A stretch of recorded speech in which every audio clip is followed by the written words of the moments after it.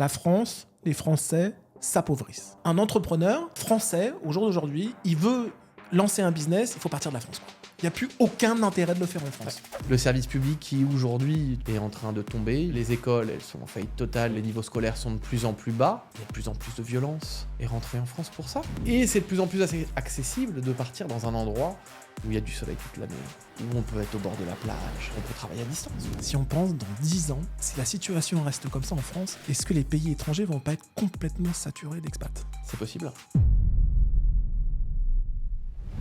Je sais pas si t'as vu, Maël, mais en ce moment en France, enfin t'as vu forcément, mais en France, ça devient compliqué, hein. Le contexte géopolitique, il devient super compliqué, avec toutes les histoires de gouvernement, avec toutes les histoires de batailles politiques, de tout le monde qui s'arrache les cheveux les uns les autres. Est-ce que tu penses, toi, après, ça fait combien de temps que t'es expatrié à peu près? 15 ans. Ça fait 15 ans. Est-ce que tu penses que les motivations pour s'expatrier, elles sont ou elles seraient les mêmes aujourd'hui si t'habites en France qu'il y a une quinzaine d'années? Pas vraiment. Pas vraiment. Il y a quelques années, j'ai déménagé de la France. Je Ouais. suis parti par goût de l'aventure, pour Ouais. découvrir d'autres choses, voir comment c'est un petit peu. Exotisme. Mais c'était pas forcément pour une situation politique. Ok. Il y a beaucoup de choses qui font qu'on ait envie de partir de la France en général. Ça peut être le travail, ça peut être la famille. Mais là, à l'heure actuelle, quand on voit la situation en France, est-ce qu'on s'y retrouve soi-même dans un contexte politique actuel? Et est-ce qu'on a envie de continuer à vivre dans cette situation? Non, je pense pas. Donc à l'heure actuelle, c'est sûr que ça donne envie de partir de la France, vu la situation politique actuelle, vu comment les gens y sont, le stress, ça devient de plus en plus dur. Et c'est de plus en plus accessible de partir dans un endroit où il y a du soleil toute l'année, où il fait chaud, où on peut être au bord de la plage. On peut travailler à distance. Donc ça donne vraiment beaucoup plus facilement accès à ce genre de choses. Et c'est vraiment une grosse motivation pour beaucoup de gens, je pense. Ouais, bien sûr, il y a une quinzaine d'années, tu partais de la France pour découvrir, apprendre l'anglais, pour de l'exotisme, rencontrer des gens, etc. Puis tu rentres en France parce qu'en France, c'était le bon vivre, quoi. C'était le pays des droits de l'homme, c'était le pays de la sécurité, de la santé. Tout était toujours mieux au final en France qu'à l'étranger. C'était le cas avant. C'était le cas. Maintenant, ça fait 15 ans que je suis expatrié et je pense que tu vas partager le même avis que moi. Après 15 ans à l'étranger, on est content d'aller en France pour manger du bon pain, avoir certains plats, voir la famille, quelques copains d'enfance, et après, c'est fini. C'est terminé. Il n'y a plus rien à faire, il n'y a plus rien à voir. Tu veux aller... après, tu as des familles, tu veux aller dans un parc d'attractions, tu as la même chose partout ailleurs. La bonne nourriture, au final, tu la trouves partout ailleurs. Maintenant, tu la trouves partout. Il y a 15 ans, c'était pas facile, maintenant c'est facile. Les produits, partout, tu vas dans le monde, tu arrives à retrouver facilement des produits français qui te permettent de bien manger. Donc, petit à petit, cette envie de retour en France se réduit. Elle se réduit. Et puis, tu te rends compte que vivre à l'étranger, c'est pas plus mal. C'est pas plus mal, Exactement. Mais toi, qu'est-ce qui te... Si là, tu devais... si là, il n'y a pas le choix, tu devais rentrer en France. Pas le choix, c'est comme ça. T'as pas le choix, t'es bloqué. Quelles seraient tes plus grosses peurs et angoisses? Waouh. Plus grosse peur et angoisse. L'administratif. Parce que rentrer en France, quand t'as été expat, surtout après 15 ans, il faut repenser au travail, aux impôts. Alors, si t'es indépendant... c'est une chose, tu as tout un micmac à t'occuper. Si tu travailles pour une entreprise, là, tu peux certainement avoir des packages. Je sais qu'il y a une aide française qui te permet de réorganiser ton retour, mais en général, c'est 6 mois, 1 an. Parce qu'il te faut une adresse, il te faut un numéro de téléphone, il faut te redéclarer. Est-ce que ta famille, si tu as une famille, est-ce qu'elle est française ou européenne? Bien sûr. Donc, il faut préparer tous les papiers en avance. La scolarisation des enfants. C'est beaucoup de choses à voir. Il faut racheter une voiture. Parce qu'en France, même si on a les moyens de transport qui sont assez développés, au début, on va dire que tu loues une maison. Alors, c'est génial, ou un appart. Mais il faut acheter tes meubles. Faut racheter des draps, il y a plein de choses Ouais, qu'il non, faut ça racheter. sera un gros bordel de rentrer en C'est France, un mais gros bordel. c'est le même bordel que s'expatrier au final. Mais est-ce que tu aurais peur pour la sécurité, les tensions, dans quel environnement tes enfants vont être élevés? Est-ce que c'est un truc qui... Enfin, moi, c'est un truc qui me faisait pas peur il y a 15 ans. Maintenant, ça fait flipper, quoi, en France. Après avoir connu l'éducation internationale, Ouais. aujourd'hui mes enfants sont dans une école internationale, j'ai absolument pas envie pour eux de retourner dans une école publique, française ou d'un autre pays. Ouais. C'est hors de question. L'éducation est excellente. C'est globalisé. Ouais. Ils peuvent étudier plus grand dans n'importe quelle université, avoir n'importe quel cursus. Ils parlent plusieurs langues. Demain, tu rentres en France, tu vas dans l'école publique. Ah là, c'est autre chose. Ah, c'est plus ce que c'était. Ah, c'est C'est autre plus ce que chose. c'était. Déjà que moi-même, quand j'étais à l'école, il y avait quand même déjà beaucoup de problèmes. On pourrait penser qu'avec le temps, les choses s'améliorent. Sur l'image qu'on en a actuellement, les choses empirent. Pire, mais je crois qu'il y a un pourcentage, je regardais une étude, il y a un pourcentage énorme d'enfants en France qui arrivent en 6e et qui ont des lacunes d'écrit et de lecture en France que à notre époque, on avait quand on était en CM1, quoi. Donc Ça ne me surprend pas. Ah non, c'est fou. Donc c'est vrai que maintenant, on avait ces questions. Allez, on est partis tous les deux à peu près pareil vers 2010. De 2010 à 2016-2017, on avait ces questions toujours de se dire, bon, et si un jour on rentre en France? Et si? Mais maintenant, vu le contexte en France, ça devient carrément une exclusion, quoi. Ça devient... c'est quasiment hors de question, quoi. Qu'est-ce que tu veux faire? Tu veux retourner en France. Tu vas te retrouver dans un quartier que tu vas pas forcément aimer. Ouais. C'est généralement... ça va être basé généralement pour le travail. Ouais. Tu vas y retrouver, tu vas y aller, tu vas t'y retrouver. Bon. Et puis tu vas te retrouver dans une situation où quand tu pars dans un pays étranger, Ouais. tu te retrouves mélangé à des expats. Ouais. Et quand tu retournes toi-même dans ton Ouais. propre pays, Ouais. là tes voisins, tu les aimes, tu les aimes pas, tu comprends ce qu'ils disent. Ouais. Ils ont la même culture que toi. Ouais. Et toi, tu as vécu, en attendant, pendant un gros nombre d'années dans une culture qui est totalement différente, où tu as appris à gérer des avis différents, des cultures différentes, des langues différentes.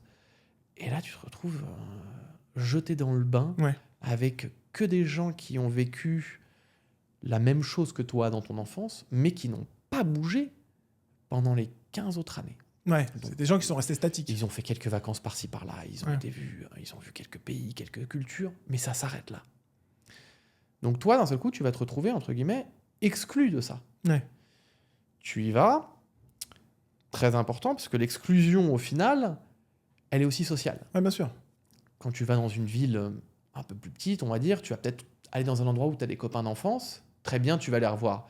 Mais si tu vas dans un endroit où il n'y a pas forcément de copains d'enfance, tu vas te retrouver dans un endroit où tout le monde a déjà ses propres cercles sociaux. Ouais. Donc toi, tu vas essayer fatalement d'y rentrer, mais eux, ils se connaissent depuis combien de temps? Ouais, bien sûr. 10 ans, 15 Ouais, bien ans, sûr. On arrive à 20 des âges. ans. On arrive à des âges où plus tu t'es expatrié, plus tu t'es fait un nouveau cercle d'amis, plus t'as vu le reste du monde, etc. Plus c'est quasiment le retour en arrière devient. Le plus tu restes à l'étranger, le plus le retour devient quasiment impossible, quoi. Je pense que toi-même, tu deviens un étranger en France. Ouais, tu deviens un alors étranger que en t'es France. français. Ouais, bien sûr. Ouais, c'est fou. Mais moi, c'est mon avis perso, mais je pense que avec ce qui se passe, la conjoncture en France, qui est super mauvaise au niveau politique et qui est morose, etc. Nous, on travaille dans le web. On a des clients sur l'Europe, sur les États-Unis, etc. Mais on a aussi des clients en France. On voit que il n'y a plus la même demande qu'il y a quelques années, quoi. On sent que les clients, les grandes marques, etc., elles deviennent de plus en plus réticentes à mettre des budgets. Elles essaient de travailler avec leur base cliente existante, leur CRM, pour justement essayer de générer des ventes. Mais entre guillemets, la collecte de nouveaux clients, c'est de moins en moins, quoi. C'est de plus en plus dur, à mon avis, pour C'est eux. de plus en plus dur pour eux. Ouais. On voit le nombre de marques, dans le textile, par exemple, en France, qui sont tombées. Ça a été une hécatombe, c'est une catastrophe depuis. Ah oui, je crois même qu'en Europe, on a le plus haut taux de faillite sur les 15 dernières années. Ah, bien sûr. Donc c'est un château de cartes. On a l'impression que ça soit un château de cartes qui est en train de s'écrouler petit à petit. Et ouais, non, ça donne pas envie. Ah, la France s'écroule. Ça donne pas envie. Alors c'est sûr que quand tu vis en France, tu dis ouais, super, j'ai la retraite. J'ai la santé gratuite, j'ai l'école gratuite, j'ai le chômage. Très bien. Parce qu'à l'étranger, alors je parle pas des expatriés qui sont en Europe, qui je pense est une expatriation locale et très facile. Ouais. Pour des expatriés vraiment Quand tu quittes l'Europe. en dehors du continent européen, là c'est beaucoup plus difficile. Ouais. Et dans ces cas-là, tu vois ça de l'extérieur et tu te dis ouais, parce que tu t'es déjà bagarré pour reconstruire ta retraite, tu te bagarres pour l'éducation, tu te bagarres pour plein de choses que tu construis autour de toi. Et là, d'un seul coup, tu dis je dois retourner en France. Tu retournes en France et t'as quoi ? Le service public. Oui. Le service public qui, aujourd'hui, tu vois dans les nouvelles, est en train de tomber. Ils sont en train de retirer tous les jours des médicaments. Ils déremboursent à mort. Ils déremboursent à mort. Ils retirent les écoles. Elles sont en faillite totale. Les niveaux scolaires sont de plus en plus bas. Ouais. Il y a de plus en plus d'élèves par classe. Bien sûr. Il y a de plus en plus de violence. Les enfants, ils sont de plus en plus déconnectés. Ouais.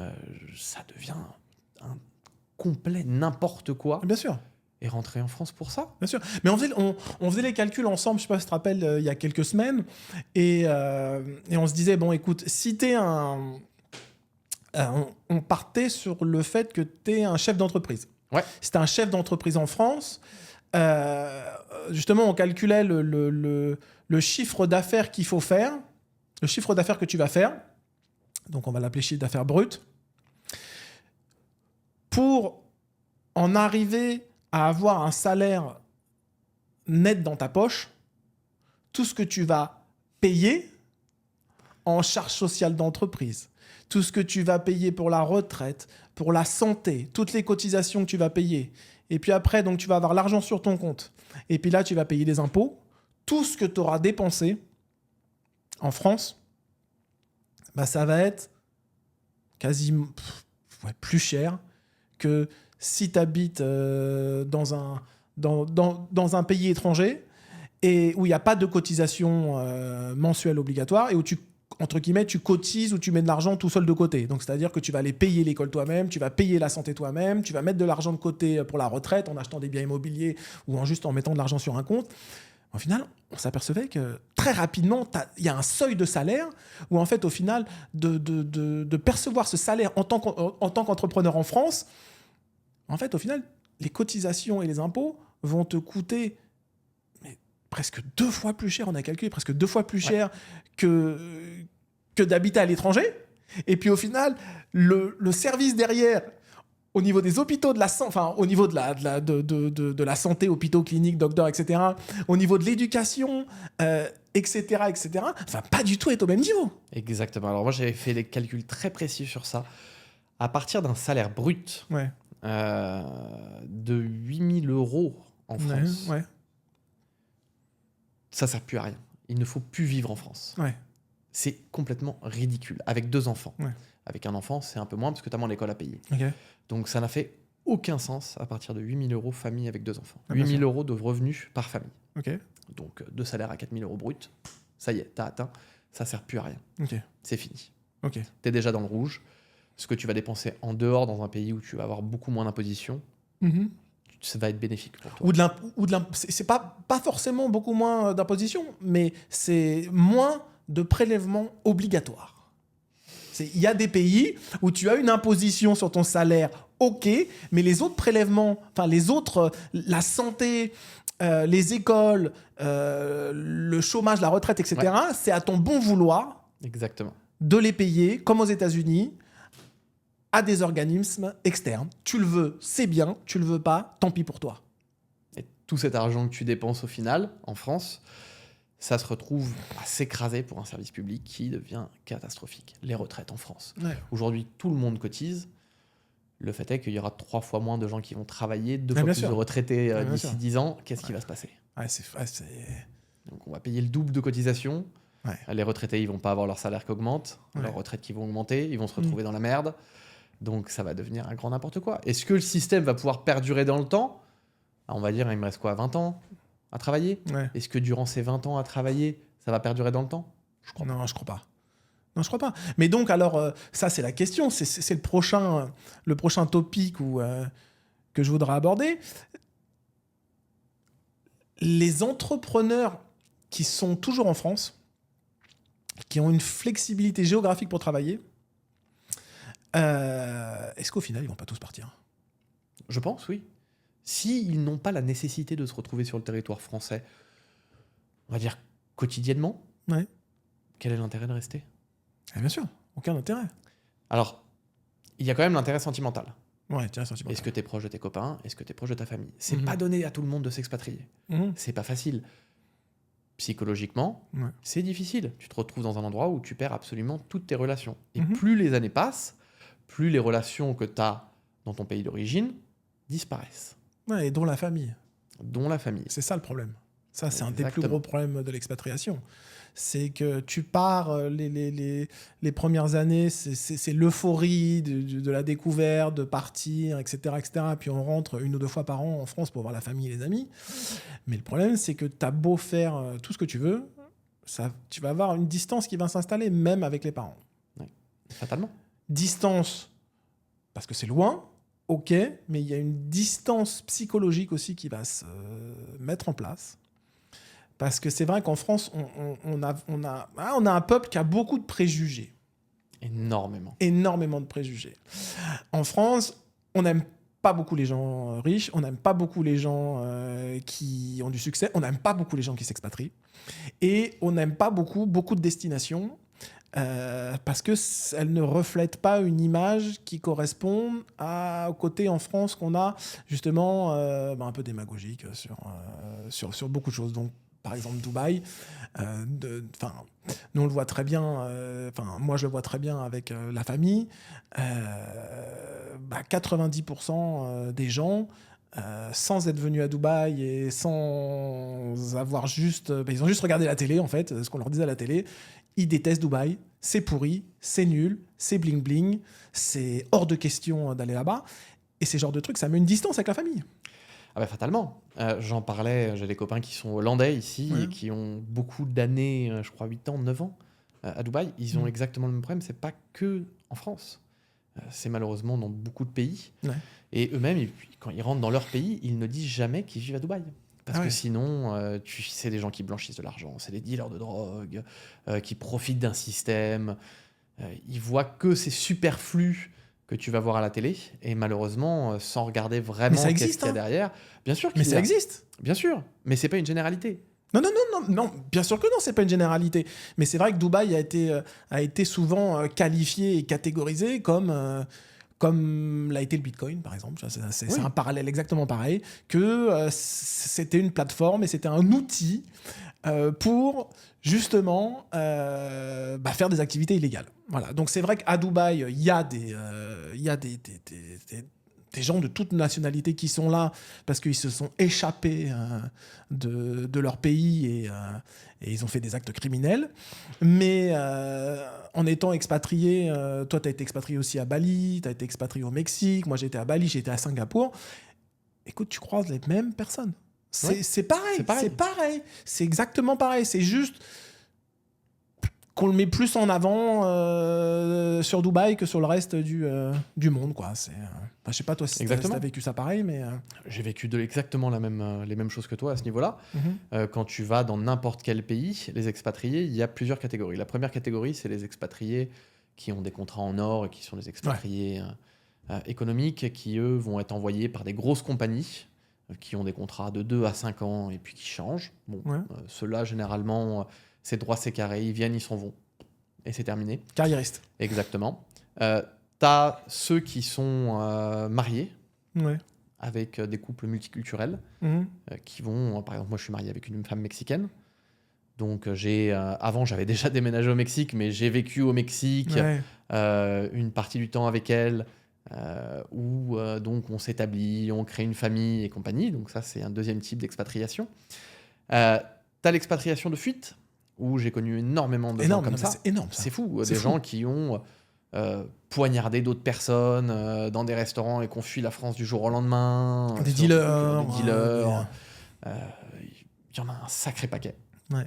Donc on dit toujours, d'ailleurs, quand tu es expatrié, quand tu arrives dans un endroit, on dit toujours fais toujours très attention à ta propre nationalité. Ouais, bien sûr. Parce que généralement, tu leur fais beaucoup plus vite confiance. Et il y en a beaucoup, mais beaucoup. c'est les sacrés arnaqueurs et qui vont Bien essayer sûr. de te piller tout ce que tu as derrière. Bien sûr. Donc, il faut faire Bien attention. sûr. Parce qu'il faut savoir que quand on s'expatrie, quand on va vivre dans un autre pays, on est laissé à nous-mêmes. Ouais. On n'a pas de famille, on n'a pas d'amis. On connaît ce qu'on a vu sur Internet, ce qu'on a vu de quelques forums, Donc on est des pigeons, quoi. quelques vidéos, mais est-ce qu'on connaît la réalité? Non. Tu te fais pigeonner. au début. Donc, quand tu trouves quelqu'un de ta nationalité T'es qui parle content. la même langue que toi et qui va te dire attends, moi j'ai le plan génial, tu veux acheter des meubles pour ta maison, moi je connais, j'ai un pote machin qui va te faire tel truc à tel prix, tu vas voir, c'est génial. Puis tu vas là-bas et puis tu te dis ah putain, tu vois le taux de conversion avec tes jolis euros, en plus tu as des économies, donc généralement tu as des économies, tu as pas mal d'argent, Ouais. tu te dis ouais, oh putain ça fait pas cher, ouais, j'en ai que pour 5000 euros, je vais meubler toute cette maison. Ah oui, génial. T'aurais été dans la boutique toi-même en passant dans une autre, la boutique d'à Ouais, côté, bien toi-même sûr. et compagnie, t'en aurais eu pour 2000. Ouais, non mais c'est, ouais, non mais bien sûr, c'est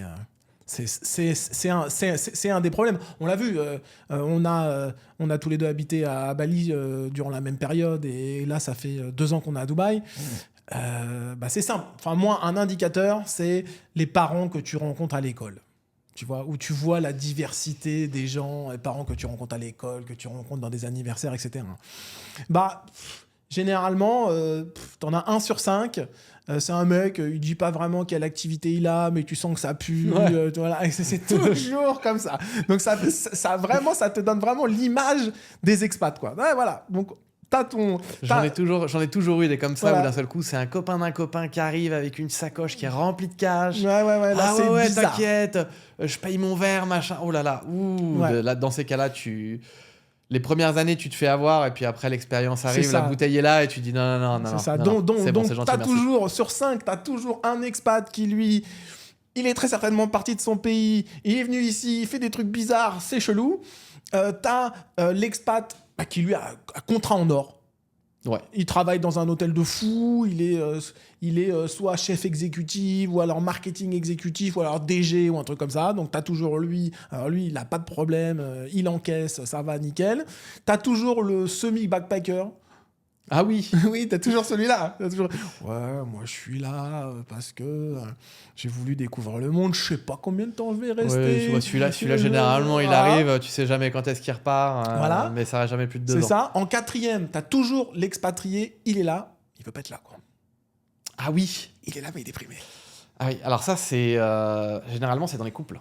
Ouais, c'est dans les couples. Donc, il y en a un qui est là pour des raisons diverses et variées, professionnelles, ou parce qu'il a fui son pays et qu'il n'a pas le choix. Et puis, tu as l'autre qui est là et qui attend, et puis qui se retrouve un peu comme un con, pauvre de cette personne, Ouais. et qui n'a pas le choix, qui est là par amour. Ouais. Donc, ça, c'est difficile. Ça, c'est dur.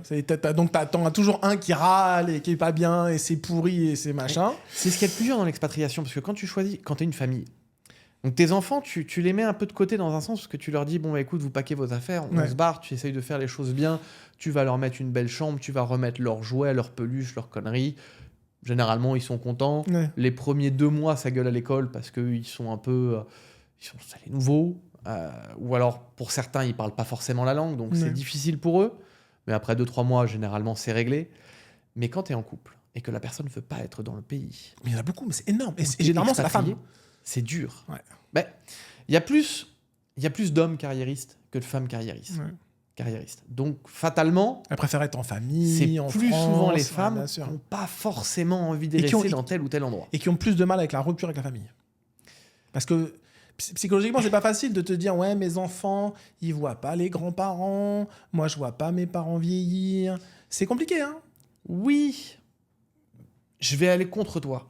Ouais. Moi, je pense que c'est les copines d'enfance, les amis. Aussi, bien sûr. Parce que c'est incroyable. Autant, une femme, elle peut aller se plaindre à sa mère de trucs ou à sa sœur. Elle Mhm. les a pas, elle peut toujours les avoir au téléphone, il y a cette relation, c'est le sang. Mais ta copine d'enfance, que tu peux pas aller boire le Ouais. café, aller boire un verre avec elle le soir, pour vraiment te vider le Ouais. sac de « mon mari, c'est un connard, je veux plus le voir ». Ouais, Tu bien fais sûr, quoi non, c'est vrai que c'est pas facile. Ouais, donc t'as toujours c'est plus souvent les femmes qui se plaignent et qui détestent le pays et puis qui voilà. Et puis t'as toujours le 5e, le méga mytho. Ah, le fameux méga mytho. Le méga mytho. Donc il est là, il se croit déjà directeur du pays. Ah oui, bon, ça. Il a tout vu. Il parle la langue parfaitement alors qu'il parle très très mal la langue. Et il est arrivé depuis 3 mois. Il arrive depuis 3 mois, mais il est en train il a apply pour la nationalité, Non, tu vois, mais c'est toujours comme ça. Il a déjà tout compris. Il connaît tout le monde, il a tout compris, et voilà. Donc c'est vraiment la caricature des expats. Des expats, ouais. Alors maintenant, c'est ce qu'on disait. Dans 10 ans, si on pense dans 10 ans, est-ce que en fait les pays étrangers vont pas, si la situation reste comme ça en France, est-ce que les pays étrangers vont pas être complètement saturés d'expats ? C'est possible. C'est possible. Mais pas tous. Non mais nous on le voit, à Dubaï ça devient saturé d'expats. 80-90% d'expats, ouais. Ouais mais je sais, mais t'as vu le nombre d'arrivées ? Ouais, non, ils en déportent aussi énormément. Oui, Ouais, bien non, sûr, mais c'est ceux qui font des conneries, bien sûr. Mais... C'est monstrueux. Encore faut-il qu'il y ait une économie locale qui permette de soutenir cette expatriation. Ouais. C'est pas donné à tous les pays. Mmh. Dubaï, c'est plutôt bien. Il y a une grosse économie locale. Il y a un gros marché. C'est un hub international et économique. Donc c'est facile. Maintenant, tous les endroits ne le permettent pas. On parlait la dernière fois dans un autre podcast de Bali. Bali, l'expatriation a la limite économique. La limite économique. Si tu génères pas tes revenus, c'est mort. Enfin, si tu génères pas tes revenus en tant qu'entrepreneur, c'est mort. Ou t'es rentier. Ou t'es rentier. C'est tout. Et c'est la meilleure situation d'ailleurs d'être rentier à Bali. C'est quasiment impossible de vivre à Bali. Ouais, ou alors t'es backpacker et puis tu vis de 3 trucs et puis tu t'en fous de tout. Ouais, c'est bien, mais c'est pas, on va dire, comme plan de vie. Ouais. Si t'as une famille, c'est impossible. Ouais. Tu peux pas te permettre de faire ça. Ouais, bien sûr. Donc généralement, une expatriation qui réussit, quand t'as une famille, c'est une expatriation économique. C'est la meilleure réussite que tu puisses avoir. Et fatalement, ça doit être dans un hub commercial. Ouais. Donc tu vas te retrouver, on va dire les conneries, Londres, New York, Mexico City, Dubaï, Abu Dhabi, Singapour, Hong Kong. Là, tu vas faire des trucs. Ouais, bien sûr. Maintenant, demain, tu vas t'expatrier à Krabi pour faire une carrière économique. Tu peux pas. Une carrière, tu vas faire quoi ? Toute la Thaïlande, c'est le même problème aussi. C'est comme Bali, quoi. Thaïlande, Vietnam, Indonésie. Il faut être. Compliqué. Il faut travailler à distance, quoi. Il faut être expatpreneur, quoi. Bah, exactement. T'as pas le choix, quoi. T'as pas le choix. Ouais. Après, tu peux toujours développer d'autres réseaux. Ça veut dire que tu peux arriver dans un endroit, avoir un bon filon et développer ta propre société. Il y en a plein qui ont fait ça à Bali pendant un temps pour l'immobilier, pour les boulangeries. À Bali, il n'y avait pas de boulangerie. Il y en a qui ont ouvert des super boulangeries. Ouais. Il y en a eu plein qui ont ouvert et qui ont vraiment réussi à faire leur business comme ça. Mais faut-il encore avoir les fonds nécessaires pour s'expatrier dans un premier temps, faire tout ce qu'il faut faire légalement dans un deuxième temps. Et puis après, il faut réussir à s'implémenter dans le pays, avoir les fonds pour ouvrir ton business, avoir l'argent nécessaire parce que tu vas te casser la gueule. Ouais, bien sûr. Tu sais, quand tu ouvres un business, tu mets pas l'argent et tu te dis ça y est, j'ai mis X montant, c'est sûr ça va marcher du premier truc, il y aura aucun problème. Tu vas perdre à mort. Ça marche pas comme ça. Quand tu développes un business, on en parlait la dernière fois. Donc toi, tu es sur un continent où il y a tout le monde. Et puis là-bas au loin, tu as une île.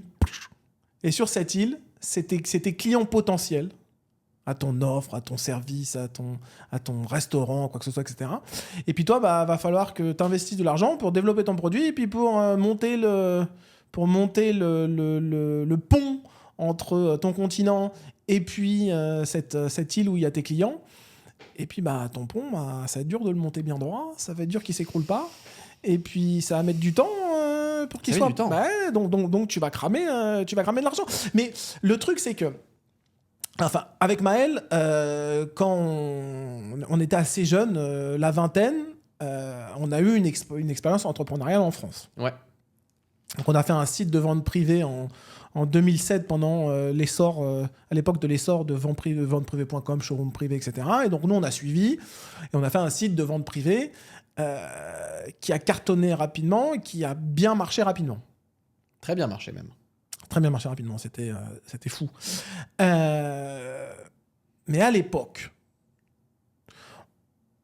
on a pris la décision de faire ce business en France parce qu'il y avait un vrai intérêt à ouvrir un business en France comparé au reste du monde, parce qu'en France, il y avait une vraie valeur de dire les Français c'est un peuple qui a de l'argent. La France, ça reste un pays propice pour ouvrir un business. Et puis, tout rêveur, on l'a fait. Puis on s'est aperçu, au fil du temps, que oui, il y avait beaucoup de Français pour acheter les produits. Ça, il n'y avait pas de problème. Mais que le contexte entrepreneurial était très mauvais. C'est-à-dire qu'on te prend beaucoup d'argent. C'est ce qu'on disait, l'histoire du pont, là.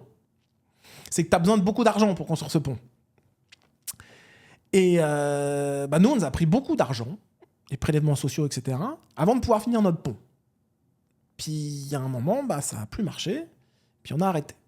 Et donc, on avait 2 éléments importants, qui étaient les Français ont de l'argent, la France est un bon marché, ça, on n'a pas été déçus, mais par contre, on a été déçus par l'environnement entrepreneurial en France. C'est exactement ce que je disais tout à l'heure, d'un point qui est le plus flippant pour un expat de revenir en France, c'est l'administratif. Non, c'est ça.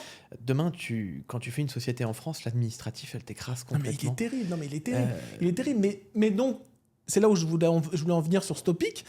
C'est maintenant, donc, un jeune de 25 ans est sorti d'une école du commerce, une école de commerce, il a une super idée de produit ou de service, il veut lancer sa boîte, sachant qu'en 2024, maintenant, le contexte entrepreneurial, c'est toujours le même. Il n'est pas bon. Mais de l'autre côté, que les Français, malgré qu'on aime ça ou qu'on n'aime pas le dire, c'est important de le dire, la France, les Français s'appauvrissent. Complètement. Complètement. Donc en fait, moi je conseillerais, je ne sais pas toi ce que tu en penses, moi je pense qu'un entrepreneur français, au jour d'aujourd'hui, il veut lancer un business, il faut partir de la France, quoi. Il n'y a plus aucun intérêt de le faire en France. Tu disais tout à l'heure, quand on a commencé le business, on l'a fait parce qu'on pensait que le marché français c'était bien. Oui, mais on ne connaissait pas forcément autre chose. On ne connaissait pas autre chose. On ne parlait pas forcément d'autres langues. On n'a pas fait des hautes études, toi et moi, où on a été envoyés dans tel ou tel pays pour apprendre d'autres choses. Donc on a fait ce qu'on a pu avec ce qu'on avait. Ouais. Aujourd'hui, la globalisation fait que la plupart des jeunes, comme tu disais, de 25 ans, ont certainement accès à beaucoup plus d'opportunités de travail, d'opportunités, on va dire, d'installer des compagnies dans tel ou tel pays. Maintenant, je pense que monter une société en France ou monter une société dans tel ou tel pays, il ne doit pas y avoir beaucoup de différences économiques. Non, il n'y a pas beaucoup de différences économiques. Mais en termes de marché, demain, toi, si tu lances une app... Ah bah, je le ferai jamais en France. Voilà. Demain, je vais jamais lancer une entreprise en France. À moins que ça soit une entreprise qui soit vraiment dédiée aux Français, vendre des bérets avec... une baguette avec des bérets dessus. Voilà. Honnêtement, je vais pas le faire en France. Mais demain, tu lances une app, tu lances un SaaS, ou même tu ouvres un restaurant, il y a beaucoup plus de chances que tu te pètes la gueule dans un marché comme la France, plutôt que Dubaï, ou même Bali, tu vois ce que je veux dire, ou même l'Indonésie, ou même le Mexique. Parce que c'est des marchés beaucoup plus en croissance, c'est beaucoup plus dynamique. Alors oui, c'est tout à fait vrai. C'est beaucoup plus dynamique. Donc dans un sens, tu as une propension à attraper des parts de marché beaucoup plus facilement. Ouais.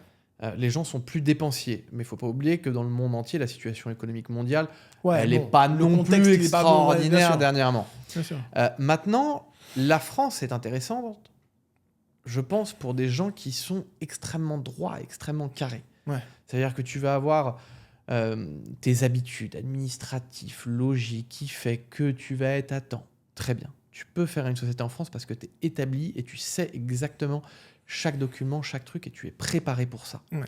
Maintenant, si tu es un peu rock'n'roll et que tu aimes bien l'aventure et que tu aimes bien te dire « Oh tiens, j'ai vu un nouveau truc ou un nouveau produit ou un nouveau machin, j'ai envie de le lancer. » On va dire, comme ils disent au Mexique, si le chewing-gum, il va coller.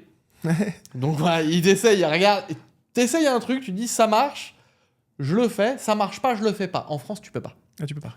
Dans beaucoup de pays étrangers, tu peux te le permettre.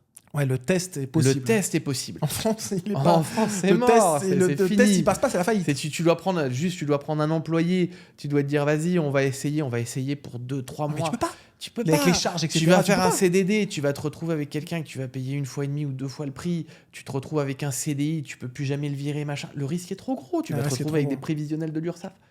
C'est trop compliqué. C'est trop compliqué. Ce n'est pas possible de faire ça. Ce n'est pas la situation légale française n'est pas propice au développement des entreprises pour des startups, pour de Pour des l'entrepreneuriat. petites entreprises. Ce n'est pas bon. Pour des petites entreprises. Ah oui, les gros groupes. Mais ils même ont- les gros groupes, ils vont s'installer en Irlande, ils vont pas en Ouais, France. c'est vrai. Ils installent des petites filiales où il y a quelques mecs qui vont bosser parce que l'Union européenne les force ou la France les force pour être sur le marché, avoir des bureaux et tout. Mais soyons honnêtes. Ouais. Tout le système économique, ça passe par des trusts, ça passe par l'Irlande, Chypre aussi beaucoup. C'est ridicule. Ouais. Ça ne fait aucun sens de monter une Mm. petite entreprise ou une moyenne entreprise en France, sauf si tu es déjà installé. Ou alors, ça arrive pour beaucoup des gens qui sont milieu de carrière, directeur, je sais pas moi, à l'heure actuelle d'un groupe Ouais. où ils voient un filon, ils ont déjà des clients, ils savent que s'ils Ouais, ils se font un montent petit leur business sur le côté, quoi. agence, ils vont réussir à s'en sortir, qu'ils vont prendre telle ou telle part de marché parce qu'ils ont déjà les relations. Là, pourquoi pas? Ouais, mais c'est triste. C'est triste parce que un pays, la dynamique économique d'un pays comme la France, ça doit passer par la création d'entreprises. C'est super important parce que s'il n'y a plus de créateurs d'entreprises, mais il reste que des groupes. Et s'il reste que des groupes, ça fait des milliers d'employés qui travaillent dans des environnements de groupe. Et quand tu travailles dans un gros groupe, tu as beaucoup plus de pression, il y a beaucoup plus de règles, il y a beaucoup plus d'abus, il y a beaucoup plus de tout ce que tu veux que quand tu travailles dans une petite boîte entrepreneuriale, familiale. C'est quand même vachement... C'est généralement moins sécure que de travailler dans un gros groupe, mais c'est vraiment une meilleure expérience. Tu peux souvent plus t'épanouir parce qu'ils te laissent faire beaucoup plus de choses. C'est quand même une expérience qui est complètement différente. C'est complètement différent, ça c'est sûr. Mais donc, avoir un pays comme la France qui va s'appauvrir de ça, je trouve déjà que c'est dommage. Je trouve que forcément que le gouvernement ne donne pas assez de vitalité justement dans la création d'entreprises, et forcément ça va forcément réduire le nombre d'emplois sur le territoire français, et ça va créer un nombre d'expats, que ce soit entrepreneurs ou que ce soit juste des expats qui trouvent un travail à l'étranger, un flot qui va être énorme. Et qu'est-ce qui va rester en France ? De moins en moins de talents. Ah oui, fatalement. Ouais. Et on le voit de plus en plus. Dans énormément d'endroits où on a été, les docteurs, les entrepreneurs et compagnie, ils sont étrangers. Mais toi, tu l'as remarqué. Déjà, quand on était à Bali, c'est vrai que on avait souvent tendance à rencontrer des gens assez intelligents et qui ont des bonnes situations, mais qui sont souvent... Ces personnes-là, c'est souvent des gens soit qui ont créé des boîtes là-bas, soit des gens qui sont à la retraite. Donc déjà, en arrivant là-bas, on se disait, ouais, c'est vrai que il y a quand même, tu fais quand même des belles rencontres. Mais alors, en bougeant à Dubaï, mais c'est fou, tous les gens que tu rencontres, le talent qu'ils ont, les connaissances qu'ils ont, ce qu'ils développent dans le pays, dommage que la France perde tout ça, quoi. Mais ils font rien pour les garder. Il faudrait pas regarder. Ils font rien du tout pour les regarder. C'est pas... La France est un pays qui devient ronflant. Il n'y a plus de dynamisme. Il n'y a plus rien. Il n'y a plus rien sous le moteur. Les gens sont fatigués. Qu'est-ce que tu veux faire ? T'arrives, tu veux créer une société, tu veux développer quelque chose. Allez, on t'emmène. Ça, t'as un paquet énorme de trucs, de problèmes que tu dois régler, alors que la seule chose que t'as pour l'instant, c'est une idée. Ouais. Tu te poses la question, comment je pourrais la réaliser ? T'as même pas encore commencé à la réaliser qu'il faut que tu règles ci, il faut que tu règles ça. Au niveau de l'administratif, au niveau de si tu as besoin d'un local, tout devient bien sûr. trop C'est compliqué. Et c'est triste. Et c'est triste parce que tu sais très bien, qu'à Dubaï, il y a un ministre du well-being. Oui. Il y a je ne sais plus si c'est un ministère, un ministre, enfin, il y a un département du well-being. Du bien-être. Du bien-être, voilà. Et donc, la priorité du chèque, c'est que quand ils font des sondages d'happiness sur Dubaï, c'est que, je ne sais plus si c'est 90 ou 95% des gens répondent à un avis positif. C'est j'aime être là, donc ça veut dire j'aime l'administration, j'aime toutes les facilities du pays, j'aime la sécurité, j'aime tout, etc. Et enfin, ça coule de source.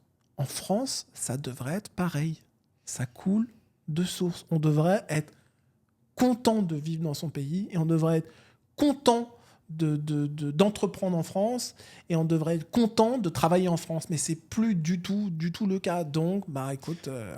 Alors, content de vivre dans son pays, oui, je suis d'accord, mais il ne faut pas oublier qu'on est français et qu'on râle Qu'on râle pour tout le temps, ouais, c'est ça, qu'on bien est sûr. content jamais de rien. C'est ça, bien sûr. Maël, on a un autre topic à voir qui est lié avec l'expatriation. Comme tu sais, Maël, c'est la guerre. Oui. Là, c'est de plus en plus. On a un conflit qui est ouvert depuis maintenant presque 2 ans en Russie. On a le conflit qui est ouvert depuis un peu plus d'1 an en Israël. Là, on a Bachar al-Assad qui est tombé en Syrie. On sent commencer à avoir un peu des tensions avec la Corée du Nord qui s'en mêle en Ukraine. Il y a le conflit de Taïwan avec la Chine. Ok. Est-ce que tu penses que dans les années à venir, les gens vont avoir de plus en plus peur de s'expatrier à cause de ces conflits? Non. Je pense Ok. que ça va être le contraire. Ah d'accord. Les gens vont s'expatrier à D'accord. cause de ces conflits. Ok. Parce qu'au final, à partir du moment où il y a une zone de conflit, Mhm. il y a beaucoup de gens qui vont vouloir fuir ces zones. Ouais. Mais il y a aussi des gens qui vont avoir cette peur globale que ça arrive sur leur propre territoire. Donc Ah, ils vont vouloir se dire oui, mais parce que s'il y a un conflit en Europe, l'Ukraine ne fait pas partie de l'Europe, mais ça aurait été un pays européen, fatalement, il y a des pactes de non-agression, Mhm. donc la France s'en mêlerait. Qu'est-ce qui se passe s'ils réquisitionnent tout le monde? Ah oui. Ah ben tu te carapates, Ah bah ouais. tu restes pas forcément.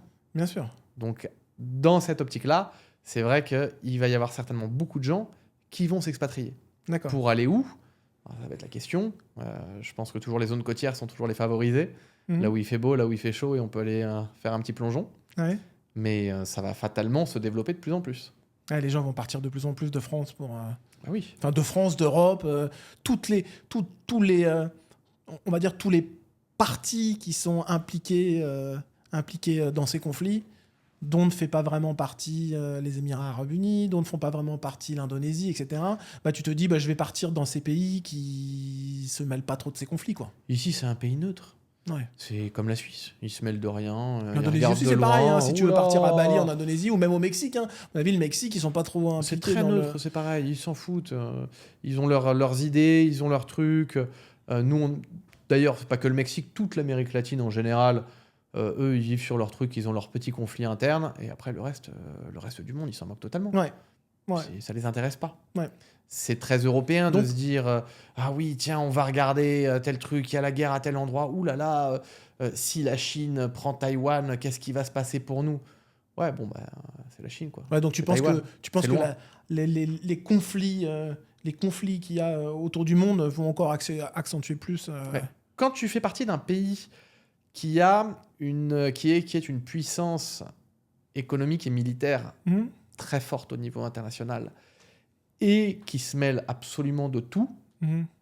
c'est normal que tu te poses des questions. Ouais, c'est normal que tu poses des questions. Mais quand tu as des pays autres où les gouvernements s'en foutent un peu et nous, on s'occupe de nous-mêmes, Mhm. là, je vois pas pourquoi ici, un Émirati partirait parce qu'il y a la guerre dans tel ou Ouais, tel non, endroit. bien Ils sûr, s'en bien sûr, foutent. bien sûr, bien sûr.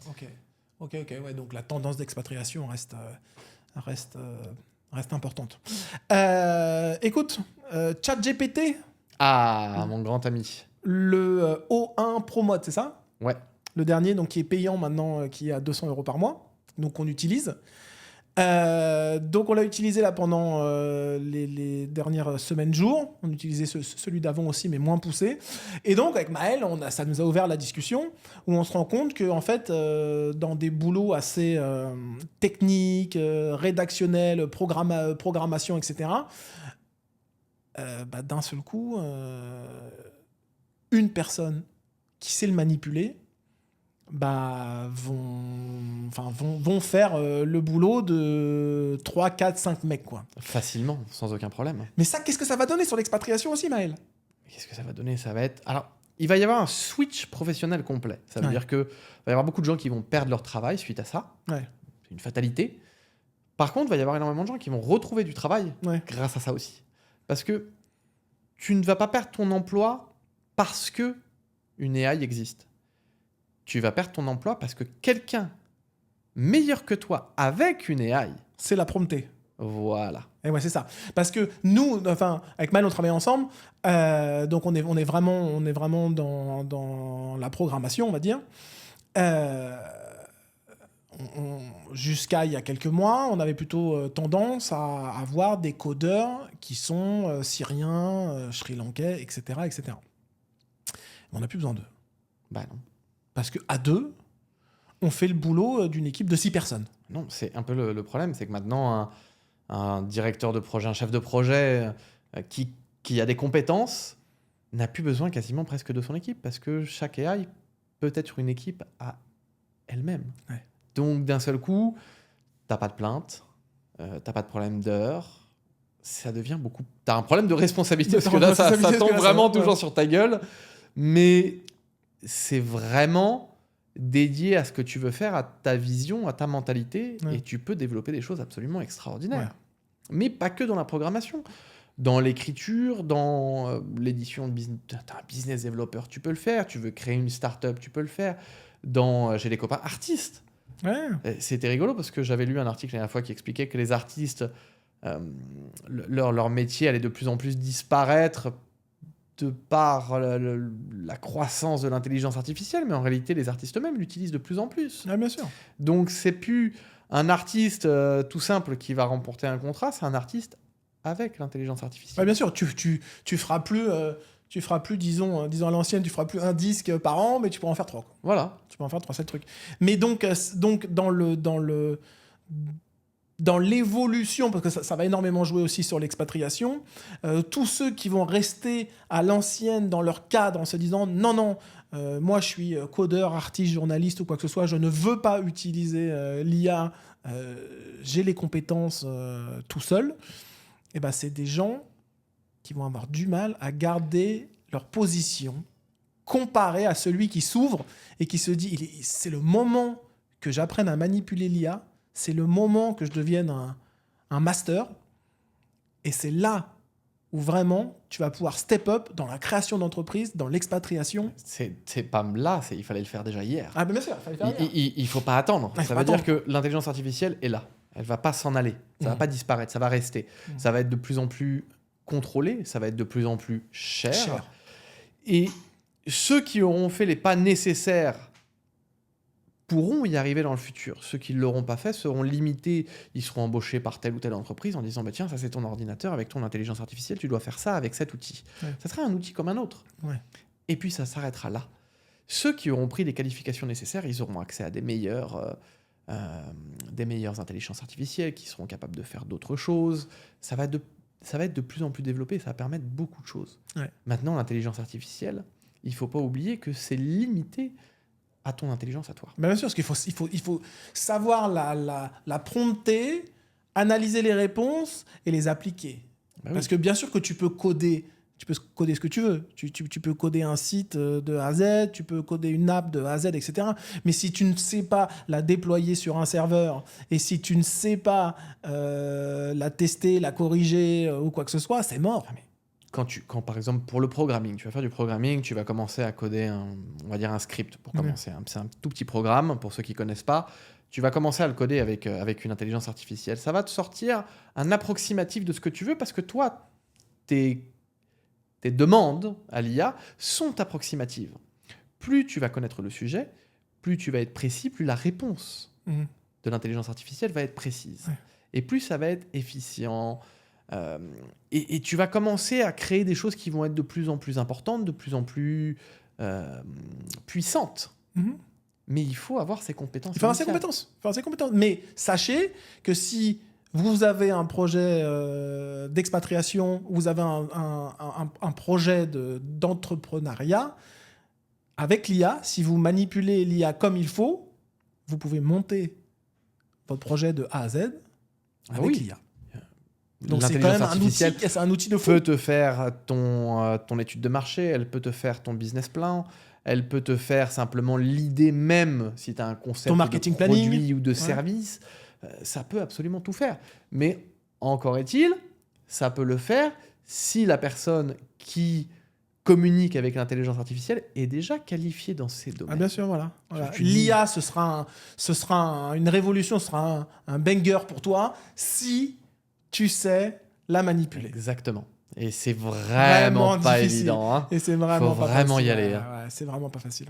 Ouais. Mais c'est extrêmement intéressant parce qu'au final, une fois que si t'es... Il y a des gens qui sont très qualifiés dans certaines choses et qui ont, je sais pas moi, des experts comptables qui sont que là-dedans et qui ne veulent parler que de ça et qui ne connaissent que ça. Je pense pas que pour eux, l'intelligence artificielle soit vraiment très intéressant parce qu'ils sont déjà extrêmement qualifiés. Ils peuvent apprendre, ça peut automatiser certaines tâches, c'est très bien, mais ça reste là. Par contre, pour des gens qui touchent un peu à tout, qui sont très curieux, qui sont très malins, qui vont avoir ce dynamisme, très souvent d'ailleurs ce sont des entrepreneurs qui vont aller voir à droite à gauche, qui vont être curieux, qui vont pas avoir peur de se dire tiens j'ai un problème ici, ben, je vais pas demander à quelqu'un d'autre de me le résoudre, je vais apprendre comment le résoudre. Ouais. Pour ces gens-là, l'intelligence artificielle est un outil merveilleux. Ouais, c'est merveilleux. Ouais, non, c'est fou. Ouais, c'est fou. Là, tu as vraiment la capacité d'avoir un spécialiste à côté de toi qui est là pour te guider à apprendre, à résoudre un problème et à passer à l'étape suivante. Ouais. Et ça vaut tout l'or du monde. Ah non, c'est une vraie révolution. Ça va être une vraie révolution. Bon, Maël, c'était cool cette petite, c'était très sympa. ce petit podcast, cette petite conversation.